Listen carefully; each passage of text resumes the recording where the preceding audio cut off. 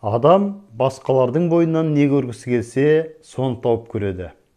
Сен үшін адамдардың көбі жек көрінішті, жаман болып көрінсе, демек олар емес, сенің өз ойың жаман болғаны. Тек жаманшылыққа бейімсің, соны ғана тауып көресің. Ал басқа жандар жақсы болып көрінсе, сенің өзің жақсы адам болғаның. Көңілің аппақ, ешкімді жаманшылыққа қимайсың деген сөз. Біз өзгелерге қарап, сол өзгенің бойынан тек өзіміздің бейнемізді ғана көреміз. Бір адам келесі бір адамның айнасы деген сол. Бұны шығыстың шайыры Жалаладдин Руми: сенің әлемге қарайтын терезең кір болса, менің гүлдерім саған батпақ болып көрінеді деген.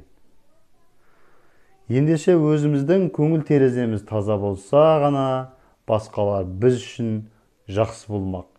Ал кір болса, басқалар да біз үшін жаман болып қала береді. Біреудің мінін көргенше, жамандығын тергенше, өз ойыңды мазалап, өз бойыңды тазалап, өзіңмен күрес, өлгенше дейтіні сол Шәкәрім қажының. Сіздермен болған Нұрдәулет Есеғазы, қазақ мінезі айдарынан. Видео ұнаса каналға жазылыңыздар, таратыңыздар, лайк басыңыздар.